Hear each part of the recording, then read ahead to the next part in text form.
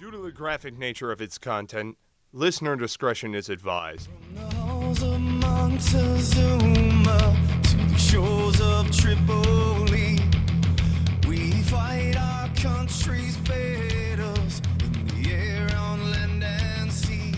First to On this episode of Cigars and Sea Stories, we're sitting down with Ryan Ottosen, fellow Marine, combat veteran, 0331 machine gunner. He's belt-fed, break glass in case of war, and now he is a realtor in the LA area, doing great things, helping out fellow veterans. And it's not just like your standard housing initiative or whatever. This dude is, making moves. It's awesome. Super inspiring. Wanted to have him on the show so that he could tell us what it's like killing fucking terrorists and now helping out brothers. So, welcome to the show, Mr. Ryan Ottosen. Happy to be here. Proud to serve. Thanks for having me. Appreciate it. Yeah. So, all right. Let's first say what you're doing right now, your company right now, and then let's bring it back to the USMC. What are you up to right now? So what we're doing right now is housing veterans. And people always say, oh, well, how do you do that? But truly, we're actually housing vets. There's a big push right now to get our homeless veterans off the street, as well as prevent homelessness from returning veterans. So I've taken our pre-existing real estate brokerage and property management company and adjusted fire so now we can actually focus towards housing veterans. I have 7 different real estate investors that are on board to do that. We're transitioning some of their portfolios from rentals to rentals that will work with, now listen, equal housing, right? You got to have fair housing laws. So Right. They're available to everybody.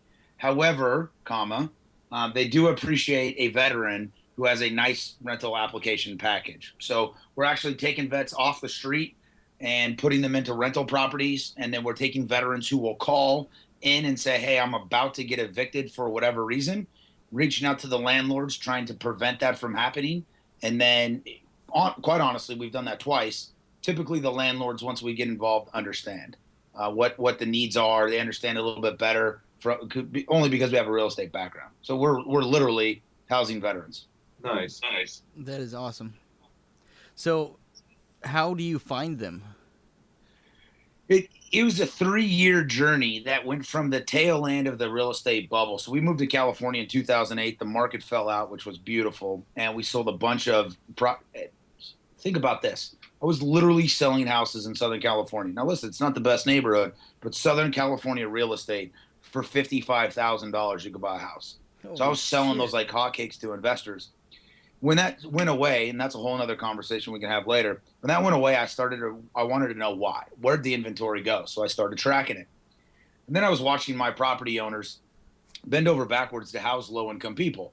You can't afford a $600 deposit. I can't. Okay, my owner would say, pay me $100 a month. Let's get you in. Let's get it going. So I said, if my owners are willing to do that for regular people, would they be willing to do that to veterans? They said yes. They said yes. And if we're quite honest, one of them said, hell yes, kick all my tenants out and go get me veterans. That's what he said. And so That's awesome. I love the guy. The best part is I call him El Capitan and he calls me Sarge. And I explained to him that Sarge is what you call somebody in the Army. When you're in the Marine Corps, we have self-respect. So you call me Sergeant. And he said, yeah, roger that, Sarge. And I said, well, roger that, El Capitan. Here we go. So so they said, yeah. So after 3 years of chasing down inventory through Fannie and Freddie, going to field service management contracts, getting our company certified to do all kinds of fun stuff. It was a hassle. The Volunteers of America's Greater Los Angeles office, plug, because I told them, trust me, and I will plug you every chance I get. They said, we have a contract. You need the Service Disabled Veteran-Owned Small Business designation. I went and got it, and they actually held the contract for about 4 months while I got the designation. What that meant was, that is awesome. Yeah, it was legit, man. I'm grateful to them. I just told them the truth, which is, hey, by you doing this, you're actually helping veterans, right? Because I'm a veteran, and you're helping me grow my business, and my business is helping veterans, and your contract is housing veterans. So you can literally, as an organization, say, not only do we believe in helping veterans, we're actually doing it. Here you go. So they sat on it for like 3 or 4 months, and I became the housing specialist for the Volunteers of America's Greater Los Angeles office. And with that came a whole bunch of veterans with vouchers. And it was overwhelming, to be honest with you. Yeah. It was. Yeah, So that's geez. how I find my veterans. And honestly, you know this, both of you guys know this. If a veteran tells you, hey, this is an actual, no shit, good organization that's doing something, you're going to call them as opposed to going to the VA rep and saying, oh, call these 3 people. So Right. once we started housing vets, they were telling a friend, telling a friend, telling a friend, and we were just getting bombarded with veterans. Nice. Nice. Yeah. Yeah. Yeah, word of mouth Very cool. spreads pretty quick in the veteran community. Where exactly in LA are you operating mostly out of? So I live in a beautiful city called Glendora. I love Glendora because the tagline is Pride of the Foothills. So I live in the Nice. Pride of the Foothills, Glendora, California, which is, I think downtown LA should be a 30-minute drive. So it takes you an hour and a half to get there. And we're about 15 miles from Pasadena, east. Right? If I'm going to age myself here. If you guys remember Bill and Ted's Excellent Adventure, San Dimas Yes. High.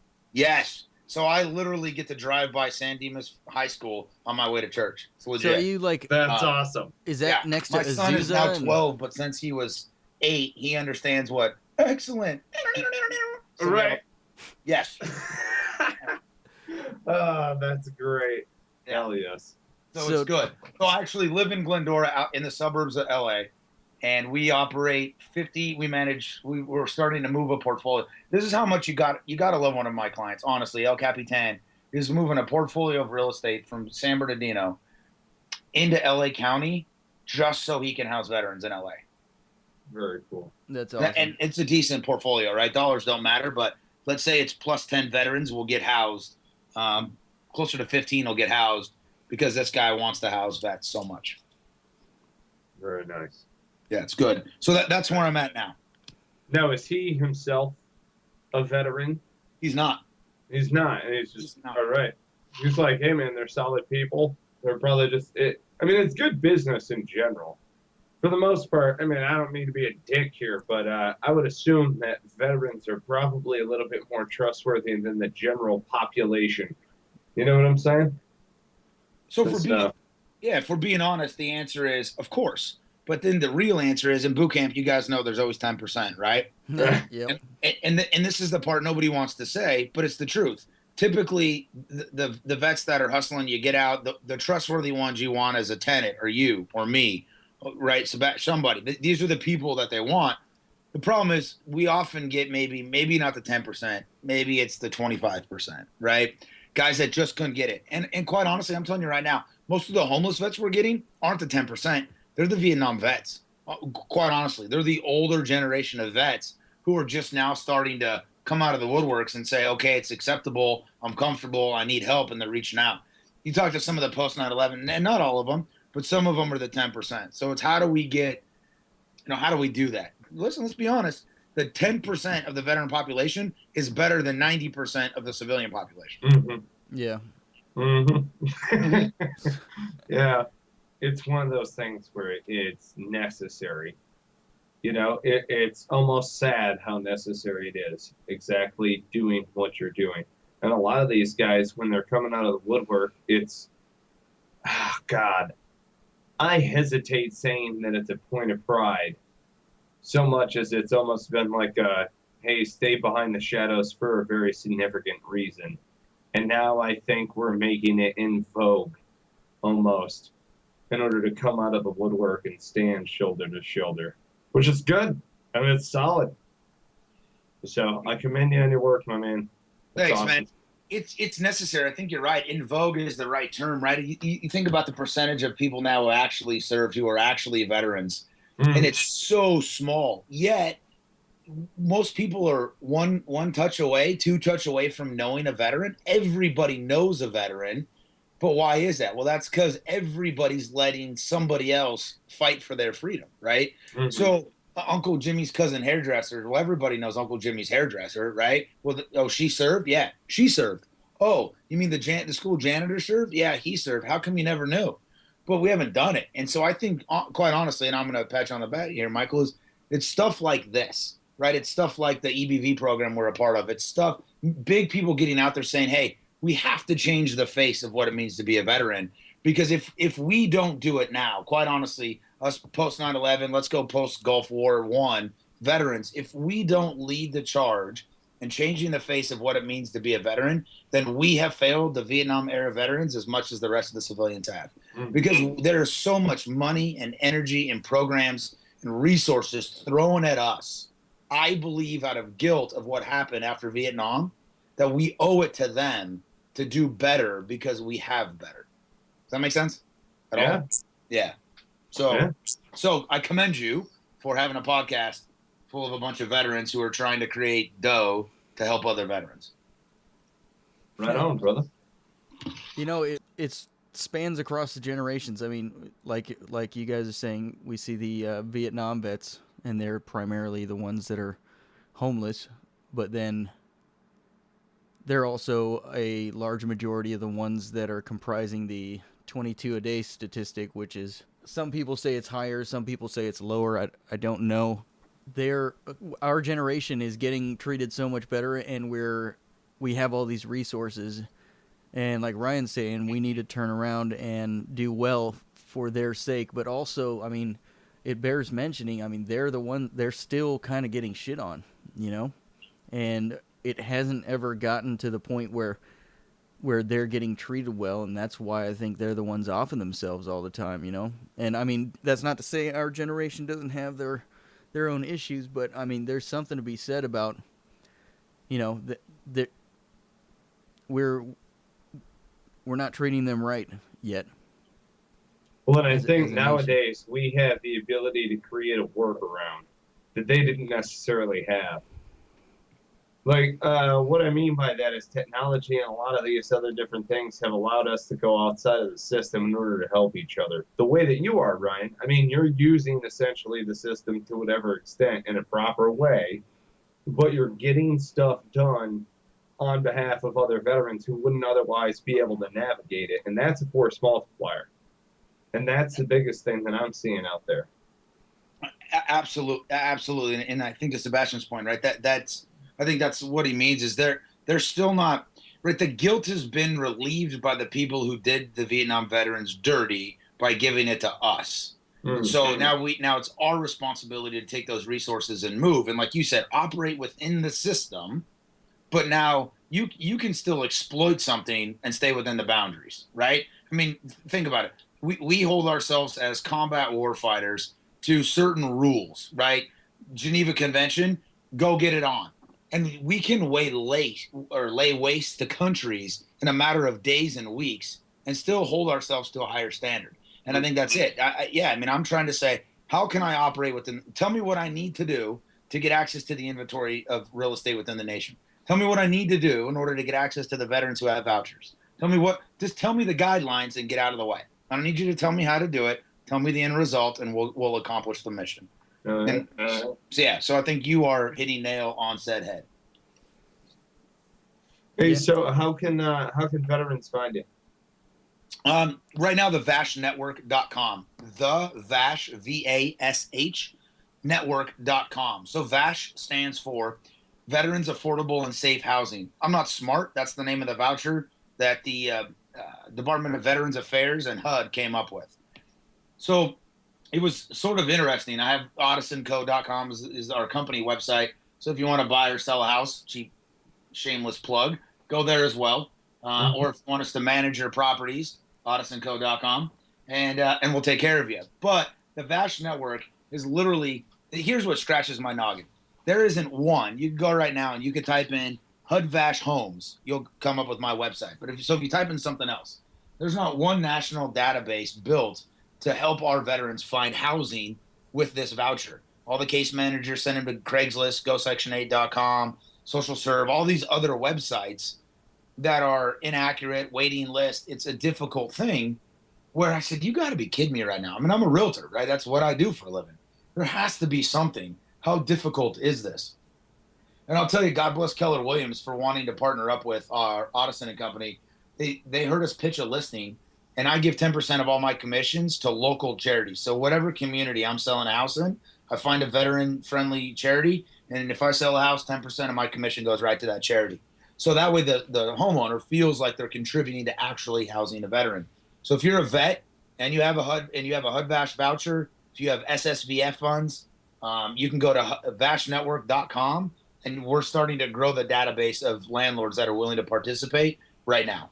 I got a guy in Texas we're trying to house up. It's so bad. Every time he was online searching, he kept coming across my stuff. Finally called me and said, I'm in Texas. I know you're in California. Help. What can we do? So he's moving into a place next week. It looks like you're okay, about to so go national, my friend. Not by choice, but by necessity. But by necessity. Yeah, I need to focus in LA County. But if guys are calling from Texas, I'll be danged if I'm not finding a place for them in Texas. Right. Wow. Right? Call from New York, I'll find a place, right? Because think about it. If a buyer called me and said, hey, I'm moving to New York, or a seller said, once I sell my house, I'm moving to New York, I'd find a realtor in New York, and I'd say, hey, I got a client moving your way. What does that look like? Here's my referral fee. Here's the form, right? If I'm willing to do it for Joe Seller for a paycheck, you think I'm not, right? We can do it for a veteran. Find an agent out there or a property management company out there who's veteran friendly, and let's get it done. And then as you're doing that, I mean, that automatically becomes that next go-to whenever someone else is moving to Texas or someone else moving to New York, and so you can start building your own, network, so to speak. Or I mean, you obviously are. Yeah, it's I got to be honest with you. I'm very grateful. It's funny if you look at, so the name of our corporation is Ottosen and Company. One reason for that is I need to do my family name better. Right. I forget my lineage. I have dirtied my own family name, so let's make it better. The and company is because I don't get to where I'm at without a whole lot of people that I can't thank. Right. The list is just too long. And so if I keep that in front of my head every day, that I have to do better by my family name and give homage to the people that helped me get here. So Ottosen and Company is great for that. But Keller Williams literally came alongside and said, hey, we want to talk to you about property management. We love what you're doing with veterans. We're opening a new market center in Upland, California. It's Keller Williams College Park. And what can we do? How do we get you? And I said, well, you get me by helping me grow this VASH network. And the guy at first, is the operating principal, his name's Eric Hopper. He says, okay, I love it. I gave him a 30, 45-second pitch, and he goes, I love it. Go get it. And so we did. And I got to give him a lot of credit up to this point for him not being a veteran, maybe not really understanding it. I think he saw the vision in 45 seconds, trusted what I had to say, and said, go do it. Part of that credibility was the EBV NatCon win, and came back, and he goes, I love it. I pitched the win. I pitched the network in New Orleans at the Keller Williams convention to a couple of property management companies in different states. They were all on board. I mean, people, listen, at the end of the day, people want to help vets. They don't know how. People in the real estate industry are generous. And they want to give back. They want to help. They just don't know how. And I'm currently in the process of going national using Keller Williams technology. So it's not breaking my bank. I'm leveraging the technology they're giving me as an agent to grow a national platform to house veterans. That's not all fucking bad. Awesome. Thank you. Very cool. The Marine Corps said we do two things. General Krulak, God rest his soul, said, we're here to do two things, win wars and make Marines. So I figure, F it. I'm here to do two things, make some money and house veterans. Let's go. Hell yeah. There you go. Fuck yeah, man. I'm on board with that mission right there. Thank you. Well, right on, dude. All right, so when did you actually come into the Marine Corps?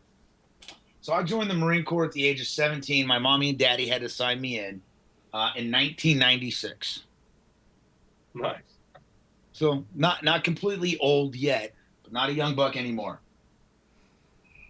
Right? No, I feel you. All right. Yeah. So you came in, did you do 4, get out? Because you had split time, right? I got some split. So I have split time, but because I'm a negotiator, my record shows 0 split time. But yeah, so I joined. I'll give you the 30-second version here, which really means I'm going to talk for about 90 seconds. Nice. So I graduated high school early at 17 from Lake Havasu City High School in beautiful Lake Havasu, Arizona, and went in, did 4 years. The first 2 years were security forces in Security Force Company in Naples, Italy. Then I went to beautiful Bravo Company 1-5 and got signed a 6-month extension to be switched over to 2-5 Weapons Company, and then got out at tail end of the mid 2000. graduated the police academy, so I got hired back on in Lake Havasu City Police Department. 9/11. Oh my God! How many Yeah. fucking tits have you seen? All right, we'll get back to that. Yeah. I have an ex-wife because I failed her as a husband for a reason, right? I mean, it was just bad. When you grow up in a town like Havasu, because I did, and then you come back from joining the Marine Corps, and then it was no good. It was just no good. Then 9/11 goes down, and so literally 9/11 went down September 11th. You'd have to check my records. I'm going to be off by 10 or 15 days. But by September 18th, I switched from inactive reserves to active reserve status. I called the prior service recruiter, I think on September 13th or 15th, and said, hey, I want to switch my status. He says, okay, well, I said, what does that take? He says, you got to drive back down to MEPS in Phoenix. You got to do all this stuff. I said, man, come on. I got out of the Marine Corps, I think 2 months early for the police academy. I've been a police officer ever since in Arizona. I went to Aaliyah. I'm in a Havasu PD. What do I need to do? He says, I'm going to send you a piece of paper, fill it out, fax it, send it back, you're in. What do you want? I said, I want no broken time and grade, time and service, and I want my same MOS, and I want to go to the best infantry unit in the Marine Corps Reserve. So he says, I can do the time and grade, time and service, that's fine. He says, what's your MOS? I said, 0331. And he goes, have you watched the news? Do you know what's going on? And I said, yeah, man, it's the Super Bowl. Of course I know what's going on. And I want this time, right? Fuck yes. Yeah. So he says, well, number one reserve, whatever. He goes, the closest infantry unit to you is Vegas. And I was like, yeah, it's a 2.5 hour drive. Get to go hang out with a bunch of grunts in Vegas. Roger. So that was, man. So my first drill, no kidding, I didn't even know these cats. My first drill with Fox Company 223, Las Vegas, Nevada, which I love the nickname, is Sinners and Saints, because literally half the company, it's nutty, the 223 unit, Sebastian, half the company is third platoon and weapons are from Vegas, first and second are from Salt Lake City, Utah. So they call this the Sinners and the Saints. Beautiful. Because that's so Saints, perfect. the Saints were obviously from Vegas, and the Sinners were from Salt Lake. I mean, it was obvious. Sure. Yeah, That's no brainer. Sure. no brainer, right? Look at me. Yeah. Yeah, who would do? Listen, pause me for a second. Let me go down a rabbit hole. Why would you really want to do that? For I real? have no idea. Come on, man. I don't know. Anyways, so I joined September. October is my first drill. I show up, meet my platoon, get the gear, say hi to everybody. It's the weekend, right? They're running PFT, so I'm standing there getting gear. November, we celebrate the ball. God bless our Marine Corps birthday, so 72 hours. Yep, 72-hour Hammerfest. Then December is dark, right? Thank you, baby Jesus. And then January 1, we got orders active duty. I'm checking into Camp Pendleton, California, down at Camp Horno. Oh, Yeah. God. Yeah. Yeah. Under the So, cloud. Okay.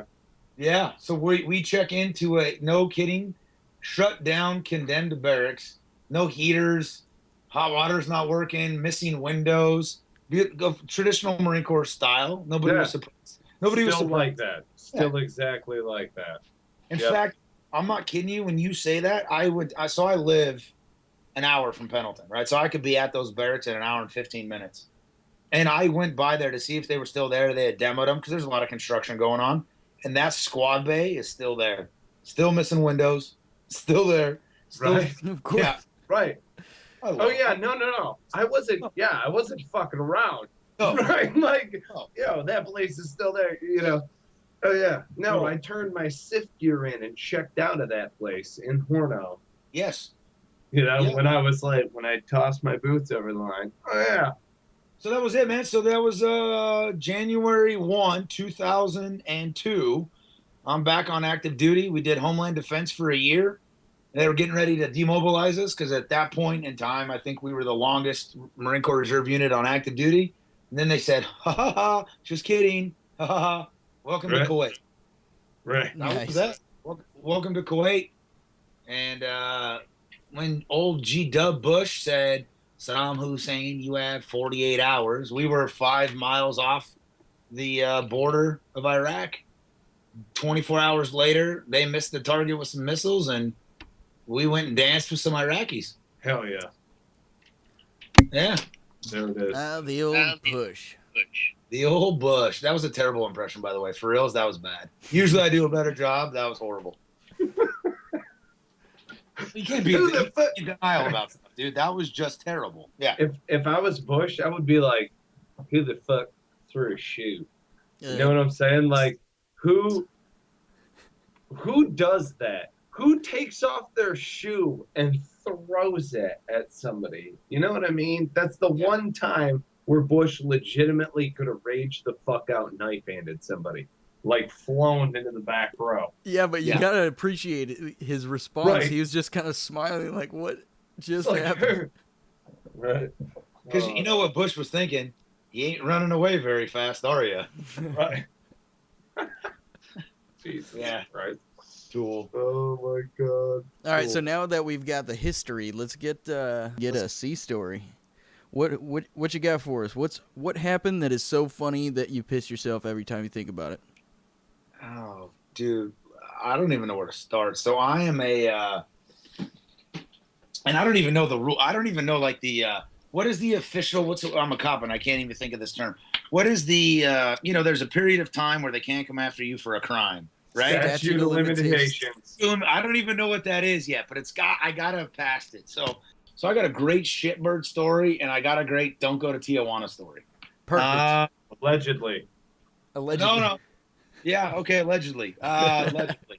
Dude, my buddy and I allegedly tried to go to Tijuana, and the Border Patrol agent looked at him and goes, take your cover off. And he takes his baseball cap off his head.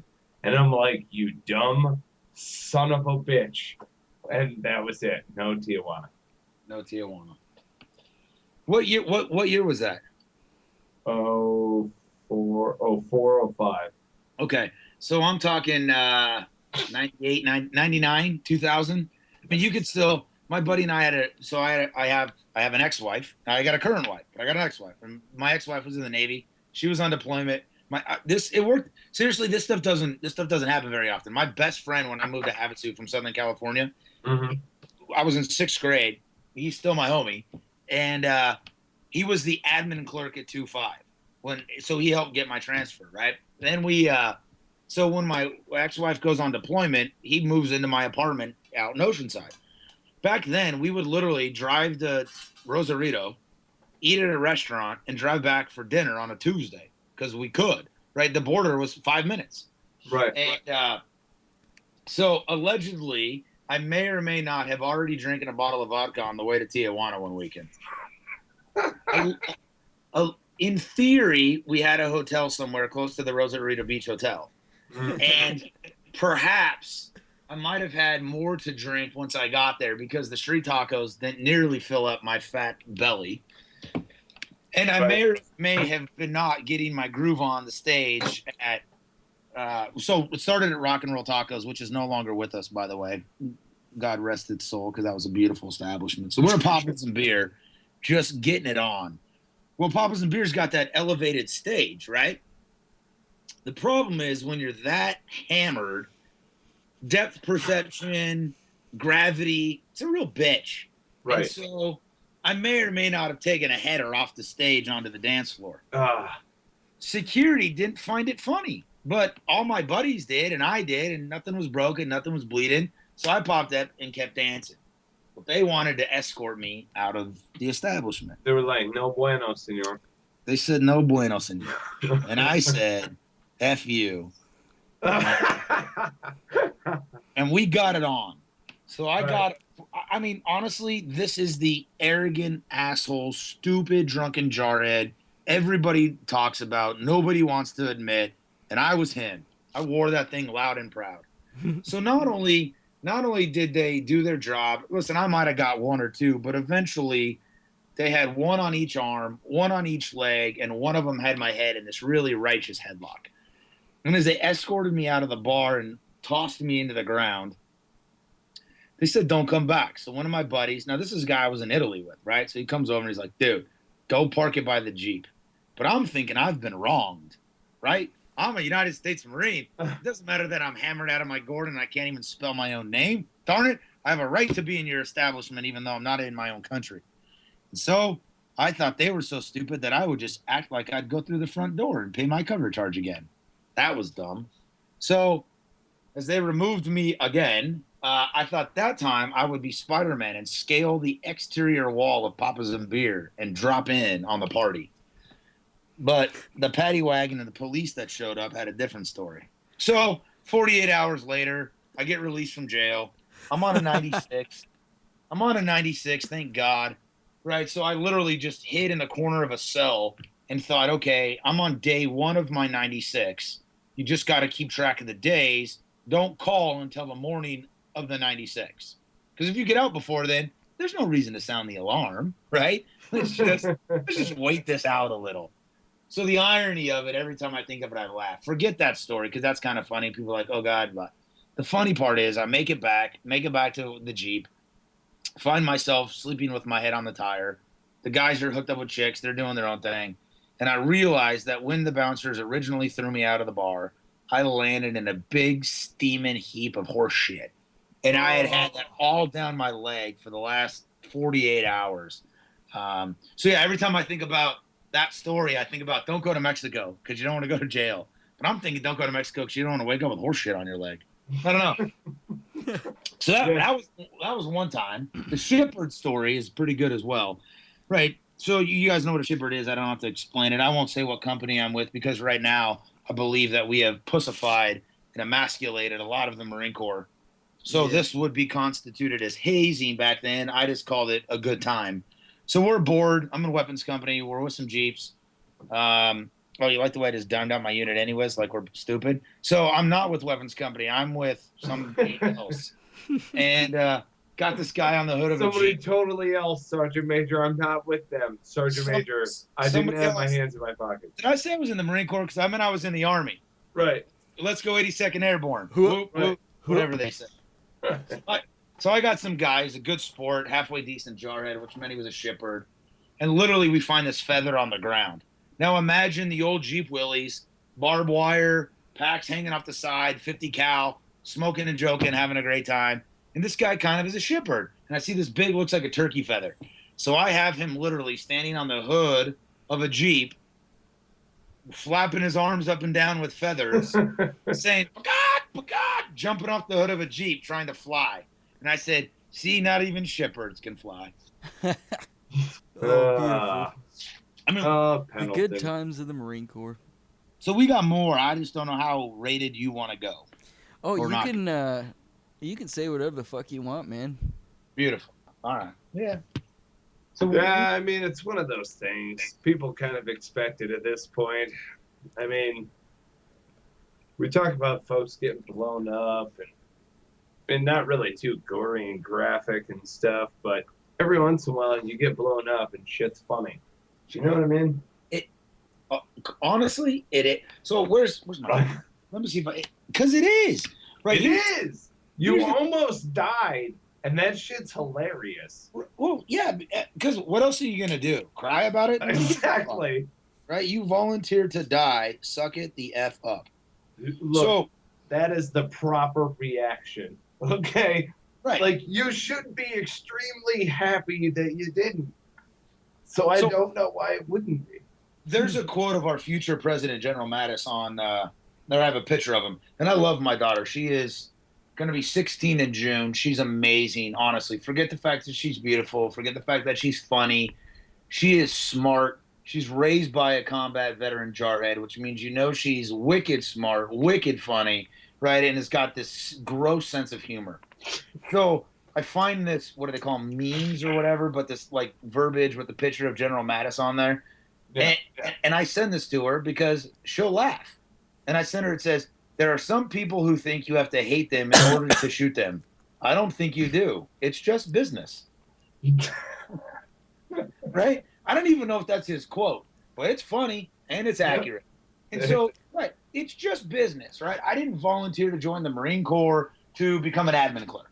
I didn't volunteer to join the Marine Corps to become a motor T guy, and I hate war, and I just want to turn a wrench so when I get out I can open my own auto shop, right?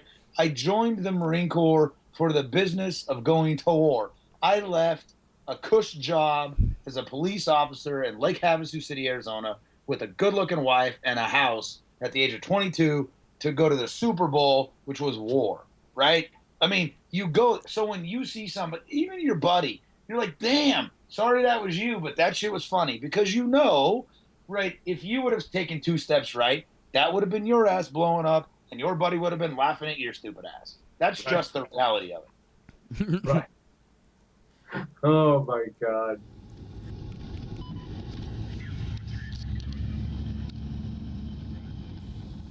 Cigars and Sea Stories is proud to support and sling Counter-Strike coffee. Counter-Strike coffee, I want you to know, is meant to be drink black. Now, I myself love coffee. I'm a big coffee drinker. I went away from black coffee for a little while. Needed the cream and sugar when I was rocking it with the generic blend. Counter-Strike coffee brought me back into the fold in a huge way. They do a great dark roast. I'm a big fan of napalm. That's my fave. Smooth operator is good, though. It can go with cakes and pies, and I got a bit of a sweet tooth. I know a couple of us do, you know. And then also Firewatch. I mean, Firewatch, that's going to be the kick in the ass that you need in order to get your day going the right way. You know what I'm saying? If you haven't already done so, check out counterstrikecoffee.com. Use promo code Cigars and Sea. You will get 10% off. Again, that's counterstrikecoffee.com. Use promo code Cigars and Sea to get yourself 10% off. That coping mechanism really does work. It really does. Or I don't even think it's a coping mechanism. I think it's just a natural response for most jarheads. I mean, the first time I got blown up, I was laughing hysterically. Well, and some of it is, let's be honest, some of it is you're kind of a little pissed. Right? I mean, so I say this proudly. In my machine gun squad, everybody came back with a NAM with the Combat V except me and my gunner because the XO didn't like us. And nobody got shot. You talk about offensive, right? People think foul language is offensive. This might be offensive to some people, so I apologize. And you said the first time you got blown up. So I never got blown up. So I don't know what it's like. So if this offends you, tough shit. Right? I look at the Purple Heart as an expert badge for the enemy. It means that fucker got me. He got me. Right. Oh, yes. Right? I've heard that before. Yeah. So, maybe if I got blown up, I wouldn't think that way. Maybe I wouldn't think that way. But, I don't know. So, hey, I have no Purple Hearts. No big deal. Okay. Beautiful. I do. I think that it's a business, right? You don't join the Marine Corps Infantry and not know what the hell you're doing or what you're up against, right? It's not like we were drafted into this crap. We volunteered. Right. Happily. It's a game. Happily. Yes. You versus me. Who's better? Shit. That's so funny. You versus me, who's better? And by the way, when you start shooting at me, I'm going to run at you. Right. I'm going to close the distance. Yes.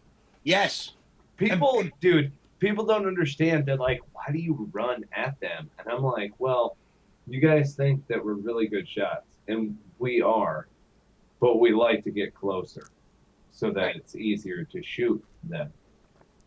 And they're like, that kind of makes sense. But you're running at somebody who's trying to kill you. And I'm like, yeah. Yeah, because I'm pissed and I want to kill them. Because at our core, we're sort of lazy and we'd rather play spades and eat bullshit MREs. And if you're going to shoot at me, I'm going to kill you quickly because you interrupted my chow and my game of spades. Exactly. I don't want to go to mid-rats tonight. I want to get evening chow, damn it. That's hurry up and wait. Hurry up and wait. Okay, so you dragged another funny story. So Rick Leventhal was embedded with us once we got into Baghdad. Mm-hmm. So we had I want to say it was Japanese. I forget his name. Probably because I didn't care. And just south of, so just north. So we went through Nazaria, ran the gauntlet, got north. Remember, this is during the invasion, right? So when Jessica and the Lynch and the Army Cats got snatched, we were literally getting ready to go through Nazaria. They said, hold. Americans got taken, building a blocking position. We dig in. We start doing our thing. Day or so go. Honestly, I don't even know. Day or so go by. We run the gauntlet. We get north. Next thing we know, I think it was Alpha. Most of the guys in my units actually know this stuff. I literally just wanted to go to war. I forget the name of the artillery battery. It was Alpha Company whatever unit they were, got ambushed in some city. I don't even remember. We had to go in and rescue the XO and the sergeant major. So we go do that. After that battle, our Japanese embedded reporter, he had enough. He got on that sat phone and he went home. He didn't appreciate running towards the enemy. He didn't appreciate that. We got no good combat footage of that because he bitched out, if we're being honest. That's bullshit. So, bullshit. So once we get to Baghdad, we get Rick Leventhal. So we literally, our unit was part of, I mean, it was busy, but we took Baghdad, right? I mean, that was just that. And they said, hey, we weren't anticipating that much action at the limit of advance. So good luck. We'll try to get to you in the morning. You get no support. Hold them through the night. That sort of stuff. So that next morning, we get Rick. A couple days go by. We're going to go out on patrol. And Rick says, so, hey, what's the mission? I said, we're going to find the bad guys. He says, well, how do we do that? And I said, well, we're going to go walk down the street. And when they shoot at us, we know where they're at, and we're going to light them the fuck up. And he kind of looked at me for a second. He was like, ha, ha, ha. And I went, ha. No, I'm not kidding. And he goes, what? And I said, yeah, man, there's no more uniforms. There's no more Republican Guard, right? We're literally going to walk down the street and wait for somebody to start shooting at us. And his eyes got from, the size of normal to the size of half dollars.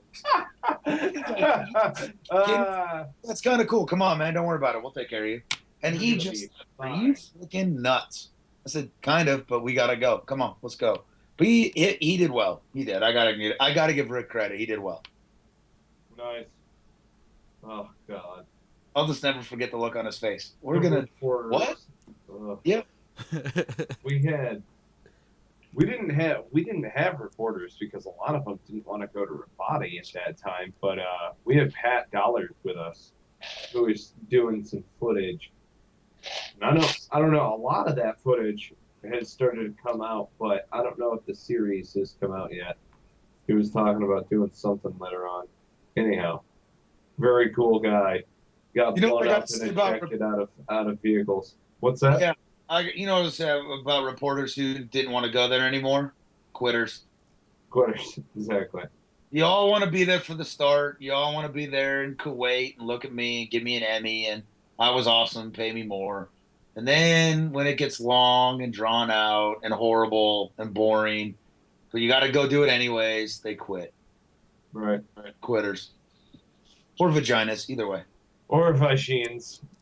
Yes. Well, we had Combat Camera and Kachaki. They did a great job. Combat Camera is a different story. Yeah, absolutely. That's a different story. That's a Marine who's with you, who's like, weapon? Nah. I'll just bring this camera, capture all the footage. It's gonna be great. Like, all right, you crazy fuck. Like you're not even gonna take a 9 now? Nah. Got my camera. What the hell is wrong with you? Nothing, man. He knows. I got you. Right? I mean, think about that. These guys, most reporters are like, I mean, you saw. Listen, I'm not calling Rick a bitch. He did. I'm telling you, he did a great job when he understood. Quite honestly, kind of reminded me of a combat camera guy. Right? These guys know. The jarheads know. I don't need a 9. Why? I got you. Do your freaking job, Marine. And when you die, I'll grab your rifle. Don't worry about it. Why carry the extra weight? I got a camera. Right. Nah, those guys are solid, man. Yeah. Combat camera is solid. And usually they're whipping around more than one, device or camera or video or whatever. Yeah. Yeah, they got brass, man. They got balls that are big and brass.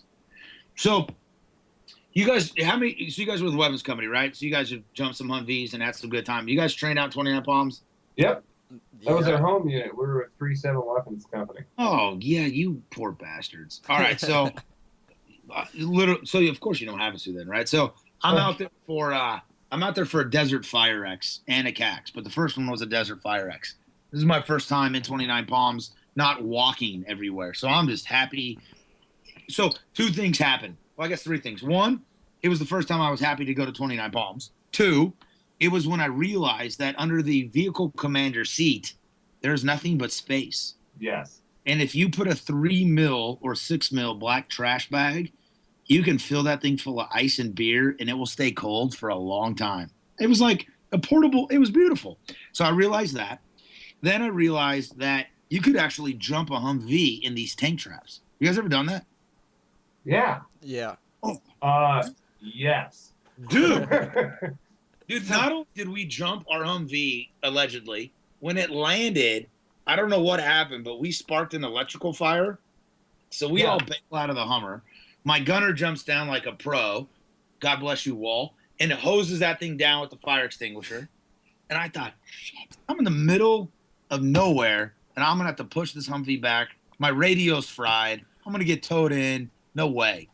Dude, I literally said, all right, God, you've gotten me out of some dumber stuff before. We fired that Hummer up, drove it to the motor pool. P.S. The day before, I already broke the driver's or the passenger door off. So I come rolling into the motor pool, 50 cal mounted. Just think about a full fire extinguisher out all over the Humvee. So white just everywhere. No door. We're laughing our asses off. There's water dripping out underneath my seat now because I had to transfer the beer from one one Hummer to the other one. Right?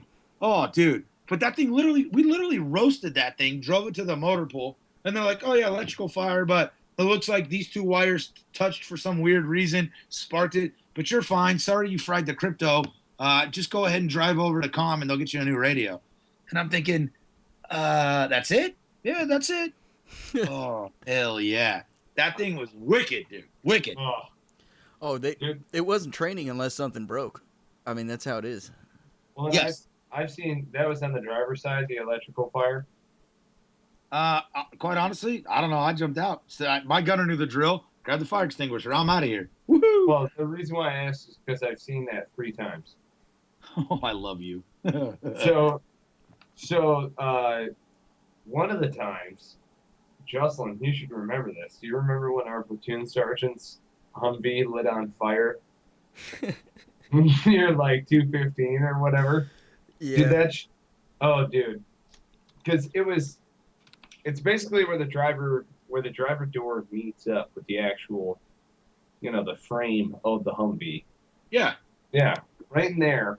Those wires, so on the older Humvees, it's been fixed now on the new up armors, but on the older ones, that's where the slave cables would basically they would run Plug underneath in, it there. And so that shit would catch on fire. Yes. So okay.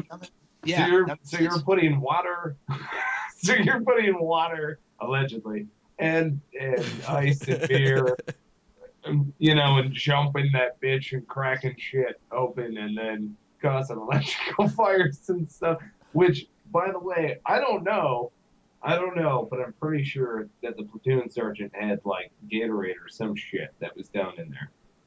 Gatorade.